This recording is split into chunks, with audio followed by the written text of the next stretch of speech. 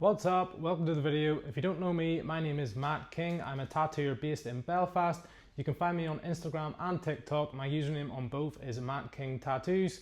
Thank you for watching the video, but before we start, can you please give it a like and subscribe to the channel? Thank you.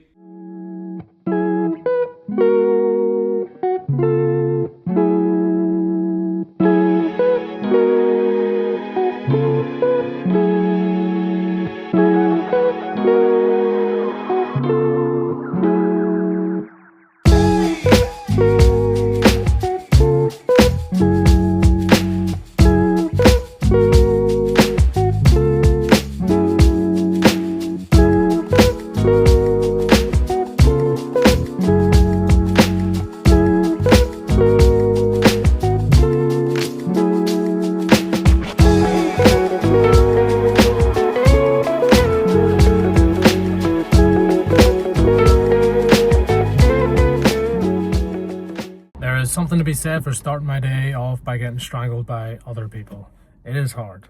6 a.m. jiu-jitsu class this morning. I do that every Monday, Wednesday and Friday. It gets me going, it sets me up for the day. I'm about to get my hair cut and then I'm going into work. I've got a nice tattoo today. I think I'm adding on to like a collar of flowers for my client, something like that. I'm not entirely sure. We're gonna have a talk when she comes in.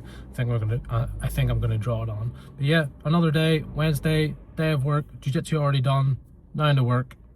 Jiu-jitsu already done, haircut, into work. We'll see what's after that.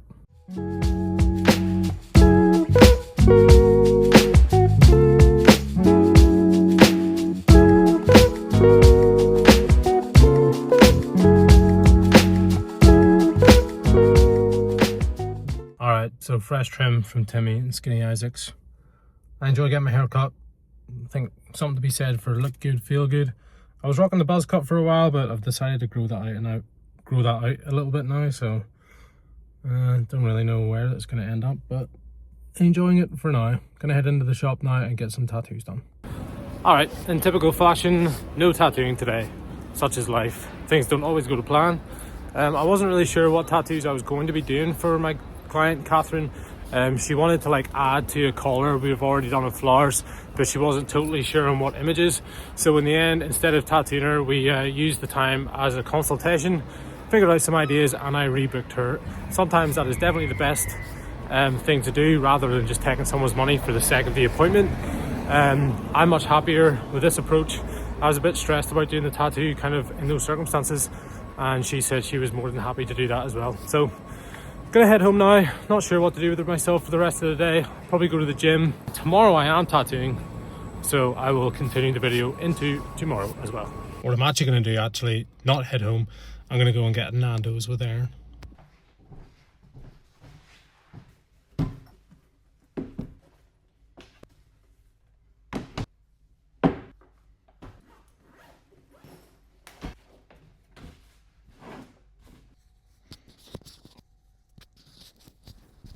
So it's the next day. As I said yesterday, no tattoos in the end. So I went and got Nando's with Aaron and then went home. We watched a movie. We watched Begonia. It was a flipping weird movie, but it was pretty good. And then we got an early night. So nice and chill day in the end. Today's Thursday now. It's the next day, obviously. I'm not tattooing until 4 o'clock. So loads of late appointments recently, which is pretty uncommon for me. But as I've said before, if it's hard for you to get out of work or whatever, I'm happy to stay late. So I've done my drawing for today. I'm tattooing a rhino. I'm just going to paint some flash now until it's time for my tattoo. I'll get set up and then I'll do the tattoo. So I remember when I very first started painting tattoo flash, I was so bad at it. It used to stress me out so much. I was like, if I can't even paint tattoo flash, how the hell am I ever going to do any actual tattoos? But when I decided to be a tattooer, I had just dropped out of a computer science degree to do so. And like I could not draw to save my life. I'd never done art in school. I was never like an artistic person. The reason I wanted to be a tattooer was I had started to get tattoos and I was just obsessed. I was obsessed with the old flash. I was obsessed with spending time in tattoo shops. And I just knew like, I was one of those people in school who was like, I was intelligent, but like I never really applied myself properly. So I always did well. I did well in my A levels and my GCSEs and stuff, but never really excelled because I just couldn't. I just never knew what I wanted to do. So once I started to spend time in tattoo shops and became obsessed with Tattoo Flash, I'm not even talking about drawing it, I'm talking about just actually looking at it and reading about the history. I knew like I had to be a tattooer. But you know, try and tell your parents that when you're dropping out of a computer science degree to be a tattooer when you can't even draw like a simple flipping rose. It was awkward. Everyone was like, what are you talking about? But I don't know, I just knew I would make it happen. But my point is, I was so bad at the start. I was so bad, I couldn't draw anything. So what I did was I made a pledge to myself to draw for a couple of hours every single day to get better. And I did that. And the only thing that really like drove me, it wasn't even really like the desire to be a tattooer. It was because I had told everyone I was dropping out of a computer science degree to be a tattooer, and everyone was like, what are you talking about? And I was like, oh flip, I've kind of like put it all on the line here. Like everyone thinks I'm an idiot. Like I need to make this work. And yeah, once I was good enough, I started to get decent at drawing, obviously, and then moved on to painting Tattoo Flash, and it felt like I was starting all over again.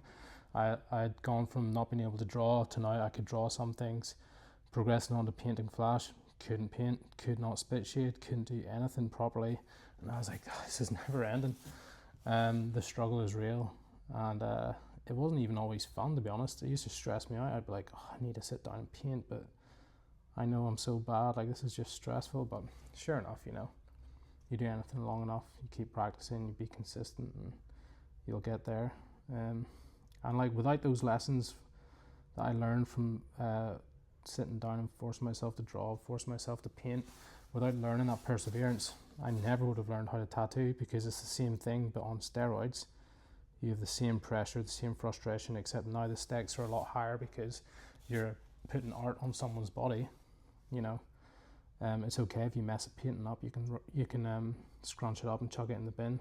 You can't do that with someone's flipping arm after you've tattooed it. But yeah, that's why when people ask me about getting an apprenticeship and stuff, I tell them you need to sit down and draw every single day. You need to make sure you're learning and practicing that, because if you can't dedicate yourself to that and stick at that whenever it's hard, you have no idea what you're in store for when you begin trying to tattoo. So if you can't even do it with drawing and painting, you have no hope once it comes time to learning to tattoo. So this is what I got done today. Finally finished all the black. This painting has taken me so long. Although, mind you, I haven't really been consistently working on it, to be honest, just when I've had the time. So I finished up for today, and I'm about to get ready for my appointment. My client should be here in the next half an hour or so.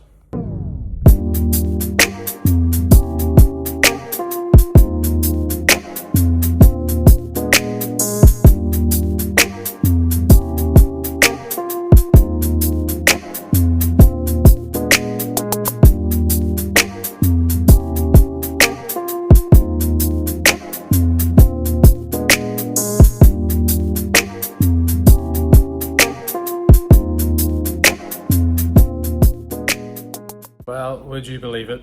The same thing has happened again as happened yesterday.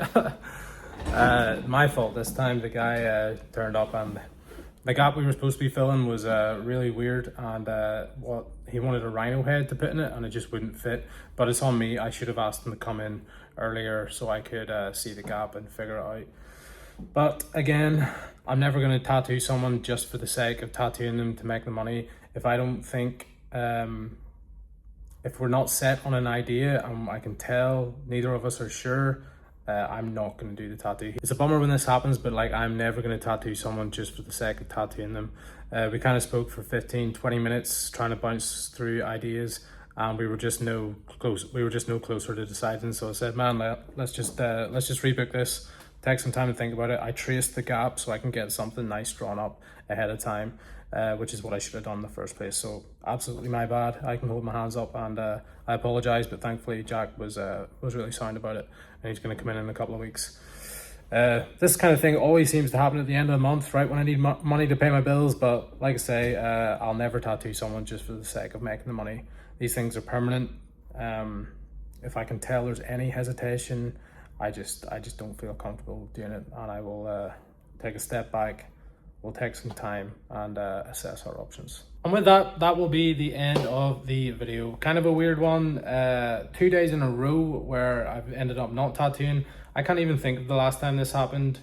Definitely not within the last 6 months, but I guess it's like buses. You wait for one, or whatever the hell that saying is. Your bus never comes and then two comes. Something like that. I don't know. You know what I mean. But yeah.